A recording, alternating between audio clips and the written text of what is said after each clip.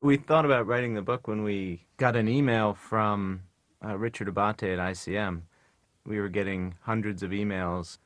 It actually sat in our email box for about a month before we even called him back. So we didn't think about it ourselves. It was an idea that was brought to us. Hmm. We were sifting through thousands of messages of welcome home and good wishes, and we were writing to people thanking them for all of their help and support, and that was one email that sat there, and then we finally opened it up and gave Richard a call, and that started the conversation about the book. It was a longish process because obviously the incident was very fresh in everyone's mind, and we hadn't spoken to the media at all because we just wanted to be by ourselves and kind of process it. And we were beginning to work on editing our documentary film, but that process was just as difficult as writing the book, starting again to sort of go through the whole thing. And it wasn't about the kidnapping. The film was about all the work we had done out there, and it seemed like there was this big, momentous thing that we had to deal with that the film, going right into the film, wouldn't have allowed us to do. So it took about a month, and we went back and forth, met with Richard, talked to him, and then finally made the decision that the book was the better way to go in the short term. Then we would start the documentary once we had finished the book.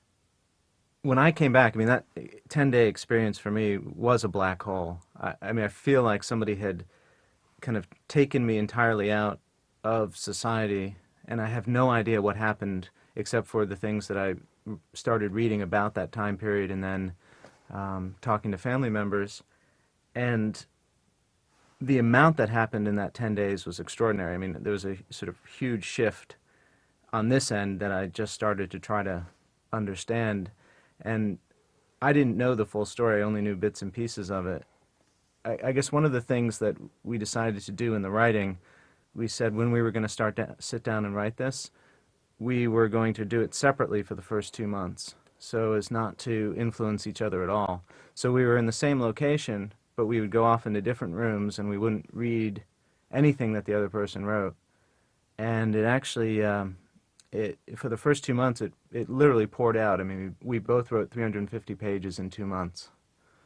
I think I learned so much not only about what Micah went through, but even the extended effect on what everyone experienced on this side by talking to different people for their recollections of what had gone on. But I think that without going through the minute by minute, the emotion by emotion, on Micah's side, learning about it as he was writing it, and then when we started doing a shared editing, it's really impossible to learn about that in a one or two conversations when someone comes home. It's really through this intense, almost therapeutic and very creative process that you begin to understand what it was like for Mike over there, and faced with so many decisions, dilemmas, very existential questions of life and death, what it was like, because you get carried along in the story instead of just being an outside observer.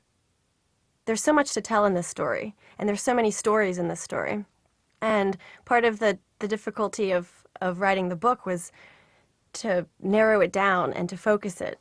When we began, it was a very emotional process, but when we started doing the audio recording, suddenly it became much more emotional again. When you've gone through months and months of writing, but then editing, and just 12-hour days, 7 days a week, it becomes a written work. And then suddenly when you're reading it out loud again, it's so much more vivid and present and almost raw. And I found myself really revisiting those emotions again for the first time in a long time. And so I think that you probably can hear some of the emotion in the recording, but it was definitely a very emotional process.